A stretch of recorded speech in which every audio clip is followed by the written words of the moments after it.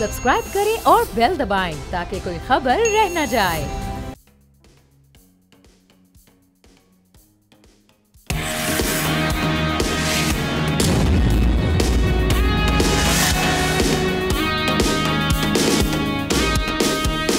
अस्सलामुअलैकुम नाज़रीन, आप देख रहे हैं न्यूज़ पंच। मैं हूं Amna Khatana. Shanghai cooperation organisation summit कामयाबी के साथ इख्तिताम पजीर हो चुका है पाकिस्तान में, और एससीओ सरबराही कॉन्फ्रेंस के मुश्तरका एलामिया के मुताबिक अवाम को सियासी, समाजी और मुआशी तरक्की के रास्ते के आज़ादाना और जमहूरी तौर पर इंतखाब का हक हासिल है।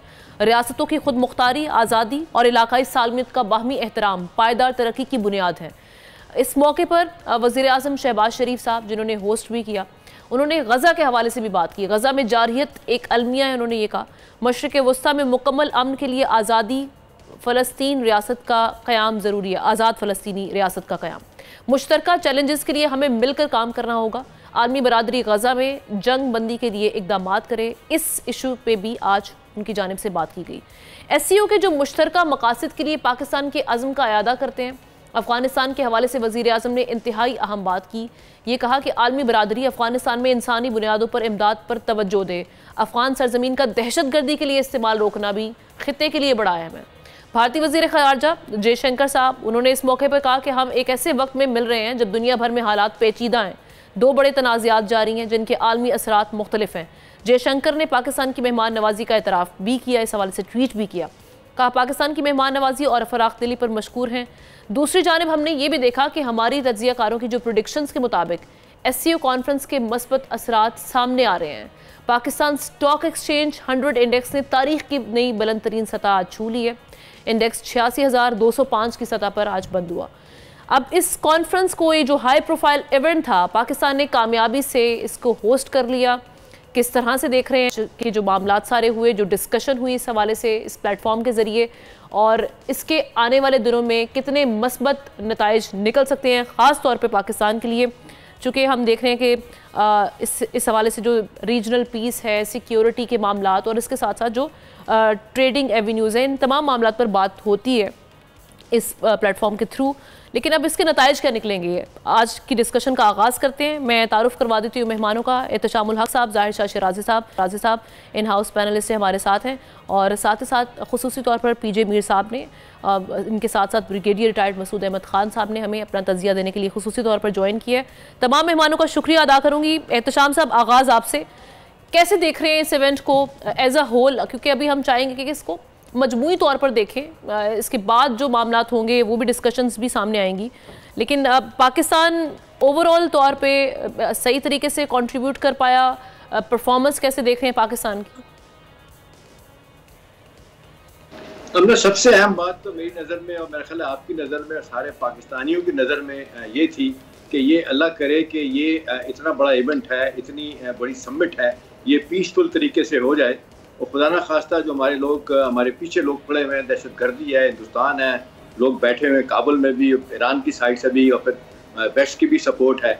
हम सबको ये धचका था कि खुदा ना खास्ता कोई ऐसे मौके पे दुश्मन तलाश में रहता है कि पाकिस्तान को आइसोलेट किया जाए, बदनाम किया जाए, दहशतगर्दी के हवाले से बातें की जाए। और ख़ास तौर पे आपने देखा कि कोई इंडियन फॉरेन मिनिस्टर भी आए हुए थे, तो वहाँ से तो फ़ौरन इस तरह की बातें निकलती हैं कि जी देखें, हम तो पहले ही कहते थे ये हालात ठीक नहीं है, इतनी बड़ी कॉन्फ्रेंस नहीं होनी चाहिए। इस सब को देखते हुए तो पहले तो मेरा ख्याल है ये अल्लाह का बड़ा शुक्र है कि बड़े पीसफुल तरीके से, बहुत ज़बरदस्त तरीके से जो अरेंजमेंट किए गए, बहुत अच्छा हुआ, ये कॉन्फ्रेंस ख़त्म हो गई।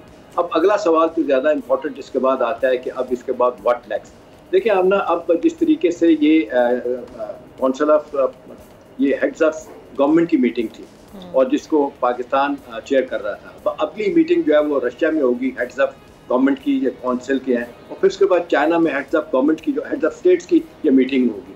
तो ये तरतीब अगर देखी जाए तो ये मेरा ख्याल है जिस अंदाज से हो रही है, इससे डेफिनेटली पाकिस्तान का डिप्लोमेटिक प्रोफाइल जो है ना बढ़ेगा, और इसमें मजीद इजाफा होगा। अगले साल पाकिस्तान यूनाइटेड नेशन की सिक्योरिटी काउंसिल का गैर मुस्तकिल मेंबर भी बन जाएगा। तो इस सारे पराए को देखते हुए एक तो एक कॉन्फ्रेंस का होना, फिर इंटरनेशनल सतह पे पाकिस्तान का इमेज बहुत बेहतर होना, और फिर जो दहशतगर्दी के हवाले से बातें फैलाई गई कि यहाँ कोई ना आए, और जो आपने देखा कि एंड इस लम्हे भी हमने रशिया, अपना अमेरिका, जापान और वेस्ट की तरफ से नेगेटिव ट्रैवल एडवाइजरीज अपने लोगों को दी गई, इन्वेस्टर को कि पाकिस्तान ना जाएं। देखें इस सब कुछ होने के बावजूद जिस कॉन्फ्रेंस का होना और स्टॉक मार्केट का इतना ऊपर चले जाना और सारी दुनिया की नजरें, आज मैं देख रहा था इंटरनेशनल अल जज़ीरा टीवी को देख रहा था, बहुत ज़बरदस्त तरीके से उन्होंने इसकी जिसको कहते हैं कवरेज किया है कि पाकिस्तान ने होस्ट किया इतना बड़ा इवेंट और इसके नताइज क्या निकलेंगे, और नताइज जिस तरह निकलेंगे अब तो जिस तरीके से 8 मेजर दस्तावेज पर दस्तखत हुए हैं। देखिए हमने ट्रेड को कैसे बढ़ाना है, रीजनल पीस को आगे लेके जाना है, कनेक्टिविटी को बेहतर करना है। उसके साथ साथ आप देखते हैं कि हमने दहशतगर्दी के हवाले से जो प्राइम मिनिस्टर ने बातें की हैं उस पर हमें कैसे काबू पाना है। मैं तो ये कह रहा हूँ कि हम मार खाते हुए, जुल्म सहते हुए अफगानिस्तान के हाथों से हमारा प्राइम मिनिस्टर फिर कह रहा है कि जी अफगानिस्तान की मदद की जाए, उनके हालात ख़राब हैं, लोगों को जाना चाहिए, वहाँ पे हालात ठीक होने चाहिए। देखिए बात ये कि ये सारी चीज़ें करने के बाद अब दहशतगर्दी के मौजू के ऊपर जो बात की गई ओवरऑल, और अच्छी बात है आमना जिस तरीके से जयशंकर ने इस पर गुफ्तगू की।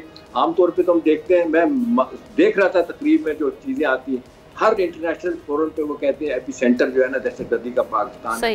इस दफ़ा वो बातें नहीं कही। ओवरऑल कॉन्टेक्स्ट में उन्होंने इंतहा पसंदी की बातें की, दहशतगर्दी की बातें की। और इसमें एक और अहम बात है, हमने जो अब राय से खबरें आ रही हैं कि जो मीटिंग के दौरान कहा जाता है कि जी जयशंकर की कहने पे सीटिंग अरेंजमेंट इस तरह किया गया कि साथ सागदार साहब को बिठाया गया और उनसे गुफ्तगू हुई थी। कहा जा रहा है कि जी क्रिकेट पे बात हुई है और वो कुछ थोड़े से प्लेजेंट्रीज एक्सचेंज हुई हैं। तो मेरा ख्याल है उस लिहाज से भी बड़ा अच्छा है कि ये दो तरफा ताल्लुकात में जो कहा जा रहा था कि कोई बात नहीं होगी, डिप्लोमेटिक फ्रंट पे एटलीस्ट जो थोड़ी बहुत हम कह रहे हैं कि मिनिस्टर्स की मीटिंग हुई थी तो उसमें शेक हैंड भी नहीं किया गया था बिलावल भुट्टो। बिल्कुल जयशंकर ने शेक हैंड भी नहीं किया था। तो ओवरऑल कॉन्टेक्स्ट में पाकिस्तान इंडिया के हवाले से भी और इस रीजन के हवाले से भी ग्रेटर कोऑपरेशन की जो बात की गई है, ट्रेड के हवाले से, उसके बाद कनेक्टिविटी, फिर ज़राअत के बारे में, और फिर लेकिन कहीं ना कहीं फिर भी इस पे ये बात भी होती रही है कि जिस तरह से इंडियन प्राइम मिनिस्टर खुद नहीं आए और उन्होंने जो यहाँ के फॉरेन मिनिस्टर थे इंडिया के उनको भेज दिया, इस पे भी कि उनकी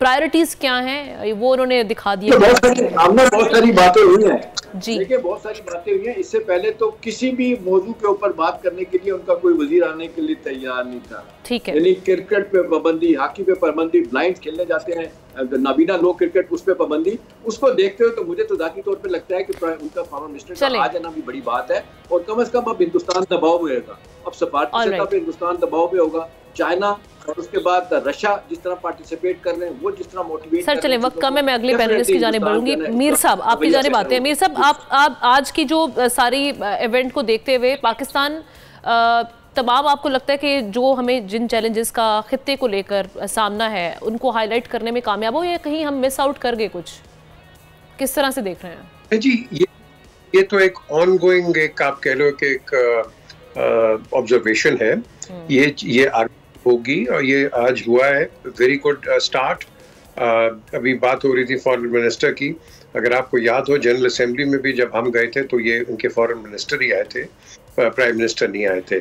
आई don't know why India hesitates on that, but yes यहाँ हेड्स ऑफ स्टेट्स आ रहे हैं, इनके वजीर आजम को बिल्कुल आना चाहिए था। मैं ये नहीं कहूँगा कि बड़ी अच्छी बात है कि फॉरेन मिनिस्टर आया है।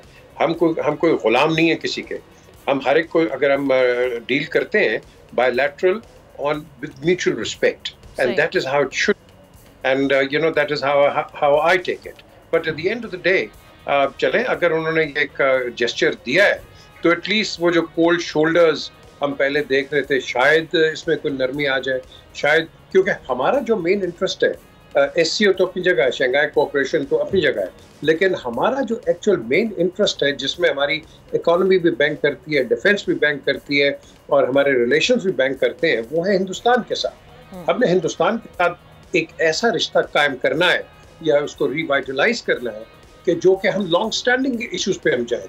हमारे इश्यूज होते हैं 10 साल के बाद जंग हो गई, उसके बाद कोई हमारे कोई बॉयकॉट्स हो गए, हम बात नहीं करते हैं, कभी कश्मीर पे नहीं करते हैं, कभी किसी पे नहीं करते हैं। तो ये जो बात करते हैं ना कि जी एक्सेस ऑफ ईविल है, ये अमेरिका का ये कॉनोटेशन है जो उन्होंने पाकिस्तान पे इस्तेमाल किया। हालांकि हम उनके साथ काम भी करते रहे as a non NATO ally, but having said so I think it is high time India realise कि हमारे बगैर वो नहीं चल सकते और हम उनके बगैर नहीं चल सकते, बिकॉज हम अपने नेबर्स चेंज नहीं कर सकते।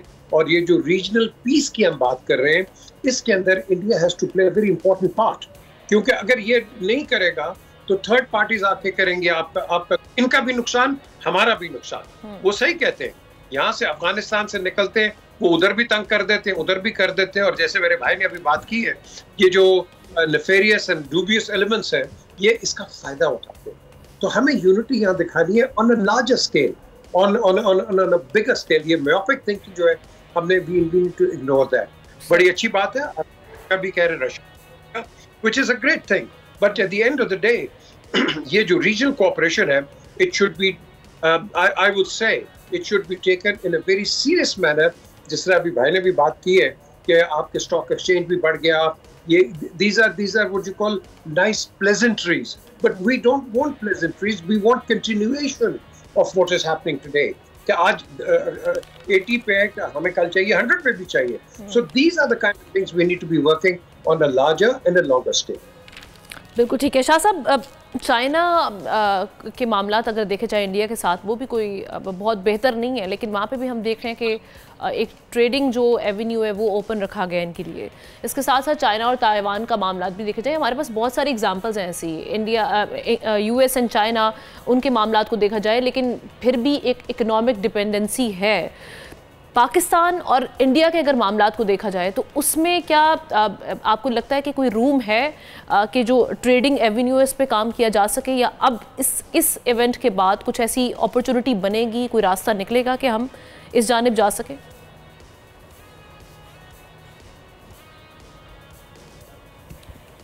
हमने मेरे ख्याल में देखें, ना सिर्फ आप ताइवान और चाइना और इंडिया की बात करें, आप देखें इवन तुर्की और इसराइल के ट्रेड रिलेशंस कब से हैं। आप देखें सऊदी अरेबिया और उनके कितने हैं, यूएई में कतर देखें इसराइल के साथ ट्रेड कर रहा है, डिस्पाइट डैट कि इतनी बड़ी अपोजिशन है। मेरे ख्याल में क्यों नहीं हो सकते, लेकिन एक इसमें बदकिस्मती हमारे यहाँ कि दोनों तरफ जो नैरेटिव है वो कहते हैं कि हॉस्टाइल एनिमीज़ का है। और जाहिर बात है, जैसे मीर साहब ने कहा कि आप अपने नेबर्स नहीं बदल सकते, ना आप ईरान को बदल सकते हैं, ना आप हिंदुस्तान को बदल सकते हैं, ना आप अफगानिस्तान को बदल सकते हैं। इस SCO के तनाजुर में बिल्कुल जैसे शायद मेरे ख्याल एक्सपेक्टेशन क्या होना चाहिए, क्योंकि दोनों ममालिक के बॉर्डर्स मिलते हैं, उनके कल्चर मिलते हैं, उनके सोशो इकनॉमिक कंडीशंस मिलते हैं। बेशक इंडिया अपने आप को इस वक्त एक बड़ी इकनॉमिक पावर कहता है, और ऑब्वियसली उसने जिस तरीके से डेवलपमेंट की, हमें वॉर ऑन टेरर और मिलिटेंसी और प्रॉक्सी वॉर्स और इन चीज़ों के अंदर फंसाने के बाद इंडिया शायद हमसे बहुत आगे इकनॉमिकली जा चुका है। दूसरा, इस समिट के हवाले से मैं जो 3-4 इंपॉर्टेंट चीज़ें जो मैं समझता हूँ बड़ा अहम हो सकती है, वो उसमें एक तो आपका जो रीजनल सिक्योरिटी की बात की प्राइम मिनिस्टर में, रीजनल सिक्योरिटी मेरे ख्याल में तमाम जो आपका इकोनॉमिक बूम यहाँ होगा, आपका जो ट्रेड रिलेशंस होंगे, आपके जो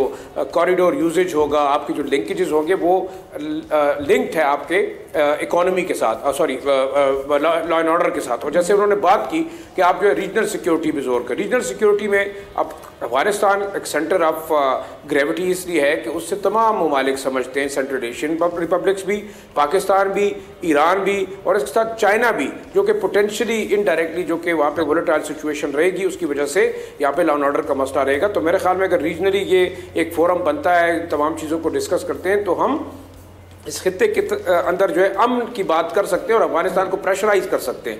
दूसरा, जो अमेरिकन प्रेजेंस है यहाँ पे ISK की शक्ल में, आप बताइए अपने हमें डिस्कस करना चाहिए, क्योंकि अगर हमारे गवादर पोर्ट को CPEC और BRI को काउंटर करने के लिए प्रॉक्सीज यहाँ पे डाली जाती है, अमेरिकन थिंक टैंक्स खुद कह रहे हैं कि आपने बाकायदा हेलीकॉप्टर्स के जरिए ISK के जो मिलिटेंट्स उनको यहाँ पे ड्रॉप किया गया है। द रीजन ऑब्वियसली कि अफगानिस्तान को वोलेटाइल रखा जाए, खासतौर पर जब पाक अफगान बॉर्डर के ऊपर टेंशन बढ़ाई जाए, अफगान गवर्नमेंट को भी अंडर प्रेशर रखा जाए और पाकिस्तान को भी रखा जाए, तो ये लिंकेजेस आपने खत्म करने को। दूसरा, आप रीजनल कोऑपरेशन की बात करें तो मेरे ख्याल रीजनल कोऑपरेशन के अंदर ईरान भी आएगा, उसके अंदर हिंदुस्तान भी आएगा, फिर आपका रशिया और चाइना की जो अहमियत है मेरे ख्याल में वो अब देखें, यहाँ एक बहुत बड़ा एक इकोनॉमिक आपका एक्टिविटी रहेगी। सेंट्रल एशियन रिपब्लिक्स आपकी तरफ देख रही हैं, वो कारोबार करना चाहती हैं, वो आपके साथ एनर्जी एक्सचेंज के एग्रीमेंट्स करना चाहती हैं, वो आपके साथ बॉर्डर ट्रेड पे जाना चाहती हैं। तो एक जो इस कॉन्फ्रेंस से एक इंपॉर्टेंट चीज़ होगी, अगर सेंट्रल एशियन रिपब्लिक्स और रशिया यहाँ आना चाहता है तो अफगानिस्तान को इंगेज किया जाएगा। और इस वक्त आप देखिए अफगानिस्तान ने, आज उनके एक मिनिस्टर का मैं बयान देख रहा था कि उन्हें 5,000 जो किलोवाट इलेक्ट्रिसिटी जो है, मेगावाट इलेक्ट्रिसिटी चाहिए। जाहिर बात है वो देखेगा ताजिकिस्तान, उज्बेकिस्तान की तरफ, पाकिस्तान के साथ जो कासा 1000 का जो प्रोजेक्ट है वो अफगानिस्तान के थ्रू ही होगा। आखिरी एक बात जो मैं करना चाह रहा हूँ वो ये है कि इस तमाम सिनेरियो के अंदर मैं ये समझता हूँ कि पाकिस्तान के लिए एक बड़ी अच्छी विन विन सिचुएशन है। अमेरिका को अगर पाकिस्तान की जरूरत है टू काउंटर चाइना या यहाँ उसकी प्रेजेंस रखने के लिए, तो उसको चाहिए पाकिस्तान को फैसिलिटेट करें। चाइना को इकोनॉमिक अपना पावर बनना है, और रीजनली आप देख सकते हैं गवादर पोर्ट, सिर्फ आखिरी चीज 1 सेकंड मुझे दीजिएगा, जो आपका गवादर पोर्ट है, इट्स नॉट स्पेसिफिकली कि वो इकोनॉमी के लिहाज से है, वो आपका एक बहुत बड़ा कह सकते हैं कि फॉरवर्ड मिलिट्री बेस के तौर पे भी चाइना इस्तेमाल कर सकता है। तो इस वक्त मेरे ख्याल में पाकिस्तान बड़ा ठीक ठाक फायदा उठा सकता है उन कुव्वतों से जो कि हमेशा पाकिस्तान की सरजमीन को फॉर प्रॉक्सी वार यूज करते रहे। तो मैं ये समझता हूँ कि SCO पाकिस्तान के लिए एक बड़ी ओपन अपॉर्चुनिटी रहेगी फ्यूचर इकोनॉमिक और बाकी डेवलपमेंट्स के लिए। जबरदस्त। मसूद साहब, ब्रिगेडियर साहब, ये सिक्योरिटी चैलेंज इस वक्त पाकिस्तान का सबसे बड़ा मसला है, और इसको ऑब्वियसली सामने रखना बड़ा ज़रूरी था। एक तो अफगानिस्तान वाले मामले पर जो वज़ीर आज़म साहब का स्टेटमेंट है, आपको लगता है कि वो सफिशेंट था बावर कराने में कि रीजनल पीस के लिए कितना ज़रूरी है कि अफगानिस्तान की सोयल को इस्तेमाल करते हुए पाकिस्तान को टारगेट ना किया जाए, वो हम ठीक तरीके से इस मामले को। दूसरी चीज़, ये गज़ा वाले मामले पर भी बहुत अच्छा हुआ कि इस पे एक स्टांस लिया गया पाकिस्तान की जानिब से, लेकिन दूसरी जानिब हम ये देख रहे हैं कि SCO के रुकन है इंडिया, जो कि हम देख रहे हैं कि बड़े खुली सपोर्ट है उनको इजराइल की।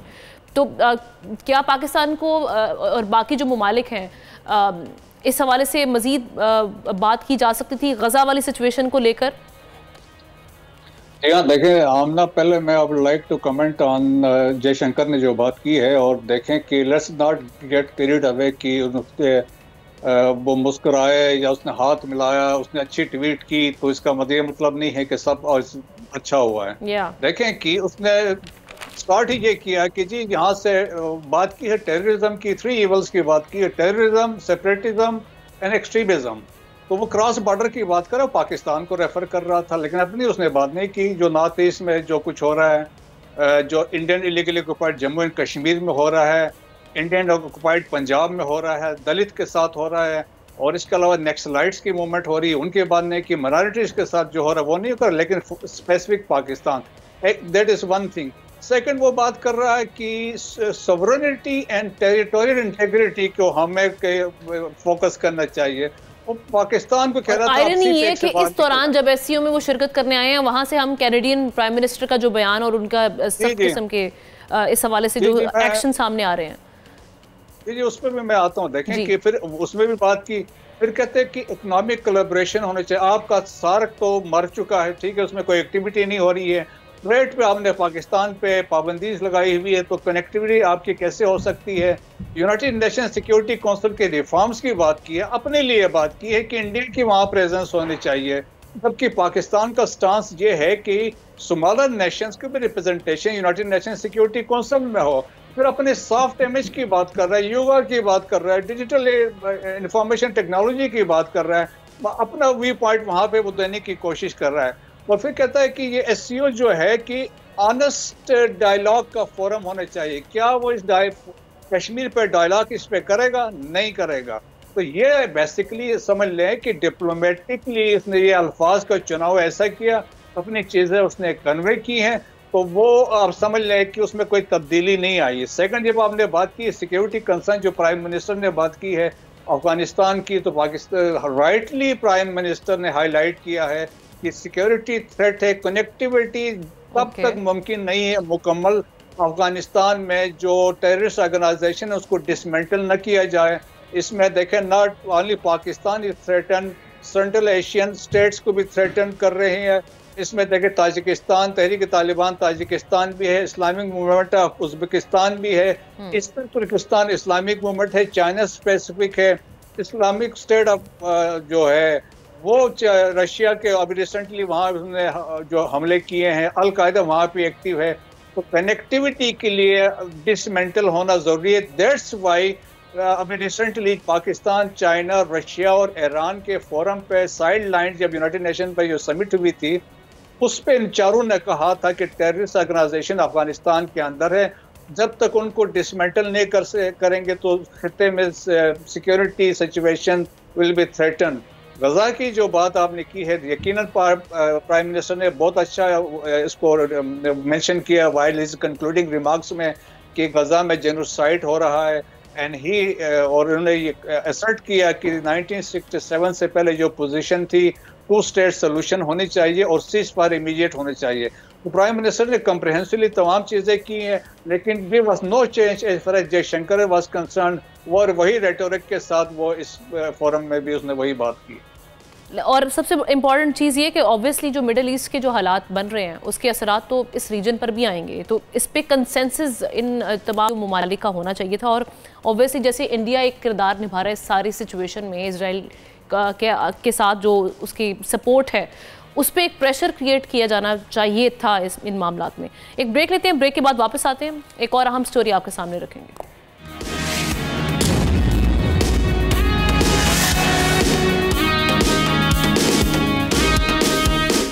Welcome back. मोदी सरकार की इंतहा पसंदी हम देख रहे हैं पूरी दुनिया में बुरी तरह एक्सपोज हो रही है।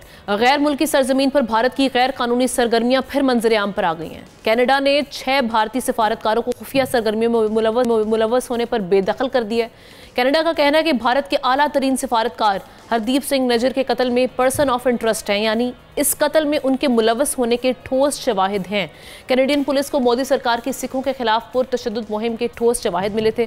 कैनेडियन पुलिस कमिश्नर माइक डोहम ने यह कहा कि भारतीय सफारतकार मोदी सरकार के लिए एजेंट्स के जरिए मालूमात जमा करते हैं। इसके साथ साथ हम आपको ये बताएं कि कनाडा में तकरीबन 7,77,000 सिख आबाद हैं और गुज़श्ता बरस सिख अलहदगी पसंद रहनुमा हरदीप सिंह नजर के कत्ल के बाद कनाडा और इंडिया के ताल्लुकात में कशीदगी में इजाफा हुआ। दूसरी जानिब अमेरिका ने भी भारत को इस मामले पर आड़े हाथों ले लिया है। तर्जुमान अमरीकी महकमा खारजा मैथ्यू मिलर बोले कि कनाडा की जानिब से भारत पर संगीन इल्ज़ाम आयद किए गए हैं। हम चाहते हैं कि भारत इल्ज़ामात को संजीदा लेकर कनाडा से ताउन करे। यही नहीं, पाकिस्तान भी बारहा कई बार ठोस शवाहिद के साथ दुनिया को ये दिखा चुका है, वो शवाहिद भी जिसमें extra territorial extra judicial killings, Bharat की इन्वॉल्वमेंट, दरअंदाजी, ये वाले वाक़यात सामने आए हैं। रवा साल की अगर हम बात करें 2024 में ही सियालकोट में और आंवलाकोट में शहरियों का कत्ल हुआ, पाकिस्तानी शहरियों का। इंडिया के उसमें ठोस शवाहिद उनके इन्वॉल्वमेंट के मिले थे, ये सबूत भी सामने रखे गए थे और आलमी ताकतों से इंटरनेशनल रिस्पॉन्स का कहा जा रहा था हमारे वजारत खारजा की जानिब से। ये मामलात हमारे सामने मौजूद हैं, भारत की सुबकी हो रही है, लेकिन क्या भारत को इस बार कॉन्सिक्वेंसेस का सामना करना पड़ेगा? मीर साहब देखिए जी, मैं बार बार कहता रहा हूँ, अभी भी कह रहा हूँ, हमारा जो एक अनऑफिशियल एक आउटपोस्ट थी ब्रसल्स में थी, लंदन में थी और वाशिंगटन में थी, कश्मीर सेंटर्स, हम वहाँ अपने केस को बड़ी उसको प्लीड करते रहे। और मैं आपको बताता हूँ कि 42 यूरोपियन यूनियन के मुल्क आके उसमें शिरकत की है हमारे डिस्कोर्सेस के अंदर। हमने उसको बंद कर दिया, आपने उनको बंद कर दिया। आई डोंट नो क्या प्रेशर आपको पड़ा, क्या नहीं हुआ, और हिंदुस्तान को आपने खुला हाथ दे दिया। हमने एक स्टॉक, कहते हैं ना, चेक एंड बैलेंस का एक ये प्लेटफॉर्म था, इसको हमने बिल्कुल ज़ाया करके रख दिया।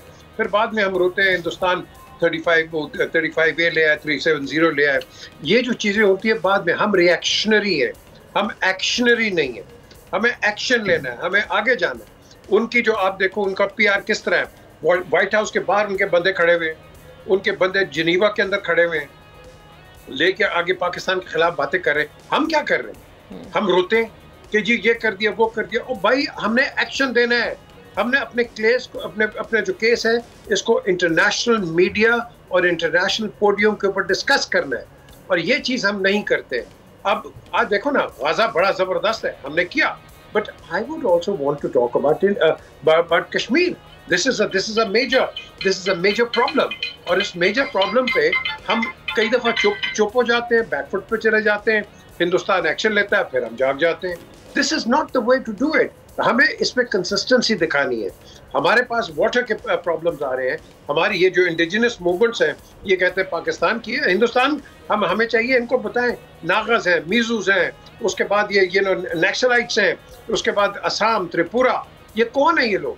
ये सारे वही हैं जिन पे तशद्दुद हुआ है। दलित्स ले लो, कश्मीरीज ले लो, हम इस पर तो बात ही नहीं करते बाहर जाके। हमें इसको रेगुलर प्रोग्राम करना है। मैंने ये पिछले प्राइम मिनिस्टर इसको इमरान खान को मैंने कहा था, मैंने कहा निजी हमने कश्मीर सेंटर, कश्मीर डेस्क बनाया। Kashmir desk is not good, you need Kashmir centres where Pakistanis and Indians sit and talk.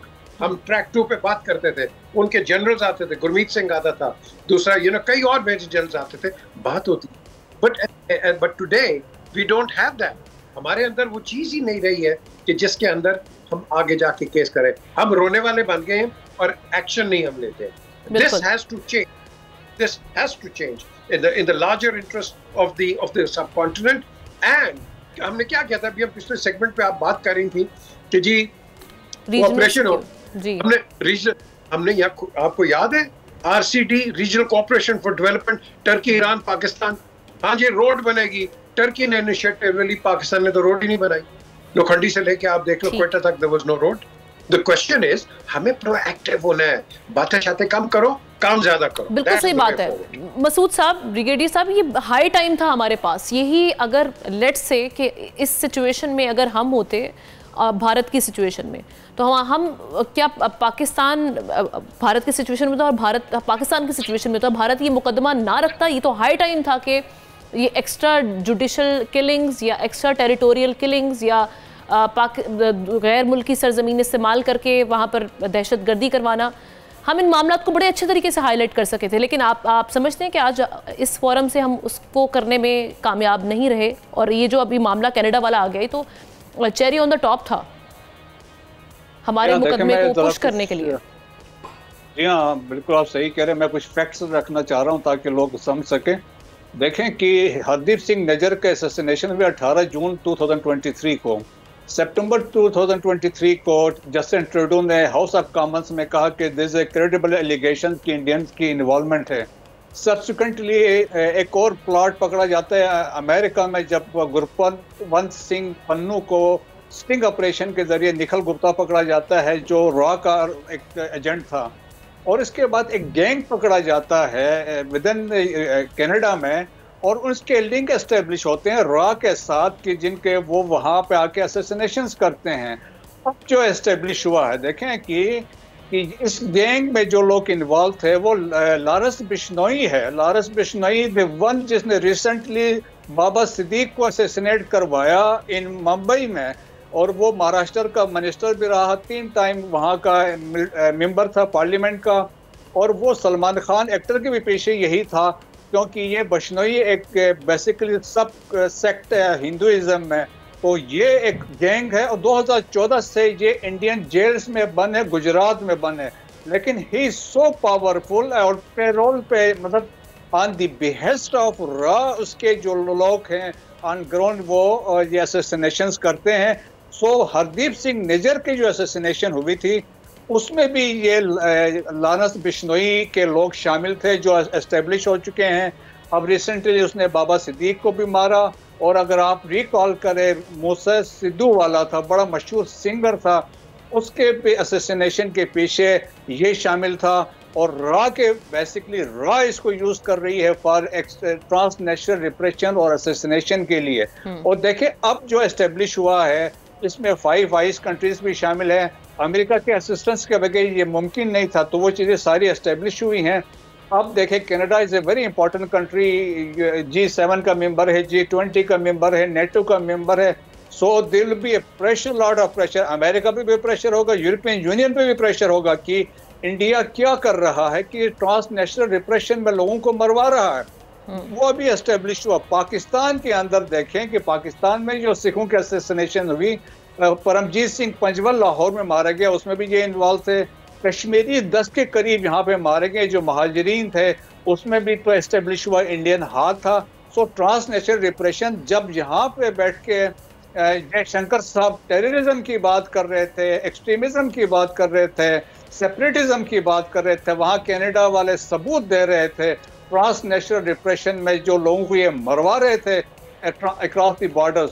तो ये इनका दोगली पॉलिसी है। अब ये एक्सपोज हो चुके हैं।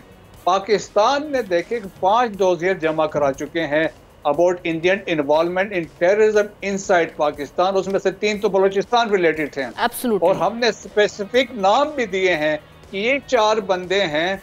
एक देखें कि एक पटनायक था वो, और एक दूसरा था अंगोरा। ये दोनों एक एपीएस अटैक में इन्वॉल्व था, और दूसरा लेकिन क्या ही बेहतर था कि इस मौके पर हम ये इस चीज़ की रियलाइजेशन तमाम ममालिक के सामने करवाते हैं। जो जिस वक्त हम देख रहे थे कि भारतीय जो फॉरेन मिनिस्टर थे वो ये तकरीर कर रहे थे, टेररिज्म से कम्बैट करने के हवाले से वो बातें कर रहे थे। चले आपका इस हवाले से पॉइंट आ चुका है। जी था उस डेट्स पर मेरे ख्याल में उठाए नहीं, लेकिन सिक्योरिटी और टेररिज्म की यकीनन बात की है। टेररिज्म अफगानिस्तान पर इंडिया ही यूज कर रहा है ना, टेररिस्ट प्रॉक्सीज को, तो इंडियन इन्वॉल्वमेंट तो वहां से आ ही गई। ठीक है शाह साहब, एक और चीज़ है इस पे जो हम देख रहे हैं इंडियन रिएक्शन, वो ये कह रहे हैं कि जस्टिन ट्रूडो को सियासी तौर पर मुश्किलात का सामना है और वो वहाँ पर एक नैरेटिव बिल्ड करने की कोशिश कर रहे हैं। गिवन द जो नंबर्स हैं वहाँ पर इस वक्त सिख जो हजरात हैं उनके नंबर्स को देखते हुए तो एक बड़ी सपोर्ट उनको मिल सकती है इस मामले में। एक जानिब से कनाडा के जो इल्ज़ामात हैं वो भी सामने, और ये सिर्फ यहाँ इस मामले में सिर्फ कनाडा खड़ा नहीं है, पाकिस्तान की जानिब से भी इल्ज़ामात है। सो ये मुकदमा बड़ा स्ट्रॉन्ग बनता है। क्या इंडिया इस नैरेटिव के साथ वो जो बिल्ड करने की कोशिश कर रहा है गेट अवे कर सकेगा इस मामले से?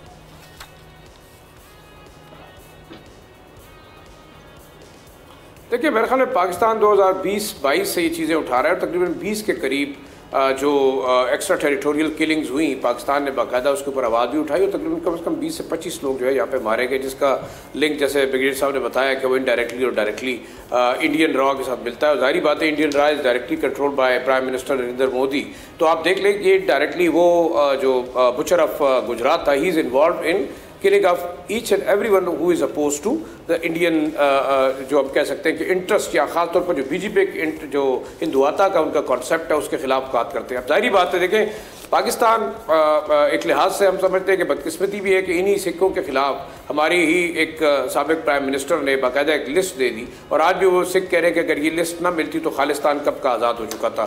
इंपॉर्टेंट चीज़ ये है कि जो चीज़ें हो रही हैं वो इंडिया एक्सप्लॉइट किस तरह करता है। हम उस वॉरफेयर के अंदर जो हाइब्रिड वॉरफेयर इस वक्त हो रही है वो नैरेटिव हम बाकायदा बिल्ड नहीं कर सके। कुलभूषण यादव की एक जिंदा मिसाल हमारे सामने है, लेकिन फिर हमारी मजबूरियां थी, हम नहीं बोल सके, हमारे ऊपर प्रेशर था। वो सबसे एक बड़ा सबूत था जो कि दुनिया के सामने हम ले जा के और सारी चीज़ें कर सकते थे कि इंडिया डायरेक्टली किस तरीके से टेररिज्म में इन्वॉल्व है। बलूचिस्तान के अंदर आप देखें मेरे ख्याल में TTP के साथ जो लिंक्स थे, TTP के अभी जो हाल ही में जो बातें हो रही हैं PTM की फंडिंग के हवाले से या दूसरे ऐसे ऑर्गेनाइजेशन जो कि पाकिस्तान के खिलाफ किसी भी तरीके से काम करती है और अफगानिस्तान की सरजमीन इस्तेमाल हो रही है। इंडिया के जो कॉन्सुलेट्स थे और इस वक्त जो एक वाटर वॉर लड़ रहा है वेस्टर्न बॉर्डर के ऊपर पाकिस्तान के खिलाफ, क्या उसमें इंडियन इन्वॉल्वमेंट नहीं है? चाबहार जो डेवलप की गई उसके लिए इंडियन ने कितनी जो है वो फंडिंग की? तो ये ओवरऑल चीज़ें ये है कि पाकिस्तान इनको प्रॉपरली उन फोरम्स के ऊपर उठा नहीं सका। ये पाकिस्तान की फॉरेन पॉलिसी की भी एक कमजोरी है, पाकिस्तान के जो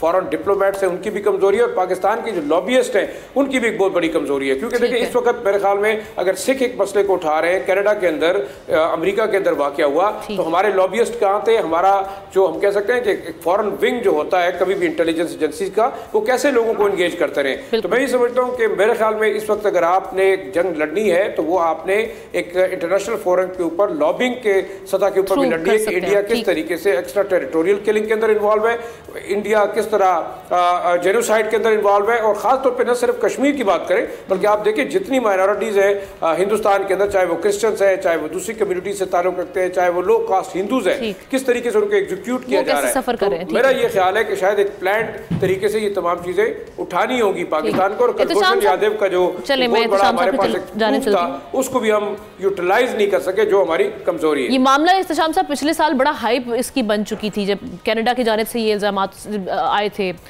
उस वक्त हाइप बनी, सुनने में आया कि अब लगा ऐसे वो भी इम्प्रेशन आया कि शायद अब इंडिया को जो इस मामले में लगाम डाली जाएगी, लेकिन कुछ हुआ नहीं इस मामले में। अभी भी आप समझ रहे हैं कि ये उठा ज़रूर है, अमरीकी बयान भी सामने आया है, लेकिन ये कुछ देर बाद मामला ये फिर दब जाएगा? या फिर आप समझते हैं कि अमेरिका जो आशीर्वादी इंडिया को हासिल है अमेरिका की जानिब से वो अब हट चुकी है और वाकई कॉन्सिक्वेंसेस जो हैं वो फेस करने पड़ेंगे इंडिया को इस मामले में? क्या फोर्सी कर रहे हैं? देखिए आमना, मैं कमेंट करूँगा जो पीजे अभी बात कर रहे थे ना, जिस तरह उन्होंने कहा कि इंडियन किस तरह ऑपरेट करते हैं, उनका इंडियन डायस्पोरा बाहर बैठ के किस तरह अपने मुल्क के लिए काम करता है, तो मुझे बड़ा दुख हो रहा था ये सुन के कि हमारा पाकिस्तानी ओवरसीज डायस्पोरा हमारे जो है वो क्या कर रहे होते हैं कि किस तरीके से IMF को खत लेके पाकिस्तान की इमदाद बंद करवानी है, किस तरीके से वहाँ पे मुख्तलिफ दफ्तरों में जाके हमने जिस तरीके से मुजाहरा करने पाकिस्तान के खिलाफ, तो हम तो ये कर रहे हैं। इंडियन क्या करते हैं, हम सारे सियासी लड़ाइयाँ हमारे पाकिस्तानी वहाँ लड़ रहे होते हैं और पार्टियों के साथ बैठे। इंडियन जो है ना वो कभी सियासत पे बात नहीं करते बाहर, वो अपने मुल्क के लिए कर रहे होते हैं, लॉबिंग भी करते हैं, बेताजा पैसा भी खर्च करते हैं। हम क्या कर रहे होते हैं अपने पॉलिटिकल ऑब्जेक्टिव अचीव करने के लिए, हम क्या कर रहे होते हैं ये मैं आप पे छोड़ देता हूँ, देखें कैसे। देखिए मेरे इंडिया में सियासत का खेल इस लेवल पर गया भी नहीं ना जिस लेवल पे यहाँ पे जा चुका है। चलें आगे बढ़े। देखिए मैं सवाल आमना ये एटीट्यूड की बात है ना जी, गया है नहीं क्या एटीट्यूड क्या, हमारा एटीट्यूड क्या है, उनका क्या एटीट्यूड है, वो अपने मुल्क के लिए कर रहे हैं, हमें अपने मुल्क के लिए सब कुछ करना चाहिए। अब देखिए सवाल इस वक्त ये है कि हिंदुस्तान का जो हम देखते हैं ना मकरू चेहरा, तो जो जमहूरियत ने छुपाया हुआ बहुत बुरे तरीके से एक्सपोज हो रहा है।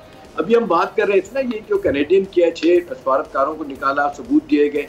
अब देखिए लेटेस्ट क्या हो रहा है, मैथ्यू मिलर के अलावा देख लें जो खबर है वो ये है कि जी अगले चंद दिनों में अमेरिका ने हिंदुस्तान के टॉप ऑफिसर को, सिक्योरिटी के, इंटेलिजेंस के लोगों को बुलाया है। उन्होंने कहा जी आप आए हमारे पास, हम आपको बाकायदा सबूत देंगे कि यहाँ पे जो इंडियंस हैं, जो सिख हैं, उनको बनवाने के लिए आप लोगों ने क्या किया हुआ है। लेकिन ये सारी चीजें देखी जाए तो ये बड़ा वाज़ेह तौर पे लग रहा है कि अब हिंदुस्तान के लिए मुश्किलात होंगी। यानी संजीदगी से लिया जा रहा है। जो ज्वाइंट इन्वेस्टिगेशन की गई थी MI6 की तरफ से, बरतानिया की और CIA की तरफ से और कैनेडियन उनकी इंटेलिजेंस एजेंसी की तरफ से, उन्होंने बाकायदा इस नतीजे पे पहुंचा है कि बड़े ऑर्गेनाइज तरीके से हिंदुस्तान जो है ना वो अपने जो अलहदगी पसंद सिख हैं, जो और लोग हैं, उनको मारने के लिए क्या कर रहा है। तो देखिए हमने तो सबूत दिए, पहले किसी ने आंखें नहीं खोली। अच्छी बात यह है कि अब उनके ऊपर पाँव पड़ा है, उनके जिसको कहना चाहिए तकलीफ हुई है तो हम हमारी बातें भी सुनेंगे। तो मेरा ख्याल है सारे पैरामीटर में देखना चाहिए। हिंदुस्तान तो जाहिर है वो जब भी आएंगे हमारे खिलाफ इस तरह की बातें करेंगे। सवाल ये कि हमारा मीडिया क्या करता है, हमारे सफारत क्या करते हैं, हमारे पाकिस्तानी ओवरसीज क्या करते हैं।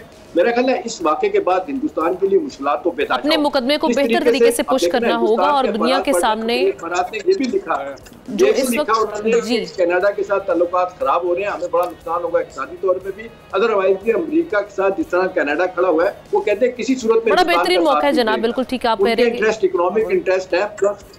आपका इस हवाले से टेक आ चुके हैं। हालात की संगीनी को देखते हुए वाकई ही जो इस वक्त मामलात बने हुए हैं इंडिया की जानिब से, एक्स्ट्रा टेरिटोरियल किलिंग्स या एक्स्ट्रा जुडिशल किलिंग्स, इसके मामलात पाकिस्तान और कनाडा से जानिब से उठाए गए हैं, तो इस पे एक्शन लेना होगा। इंटरनेशनल रिस्पांस इस पे आना बहुत ज़रूरी है। प्रोग्राम का वक्त खत्म हुआ चाहता है। तमाम पैनलिस्ट का मैं शुक्रिया अदा करूँगी। आपसे मुलाकात होगी कल। अल्लाह हाफ़िज़।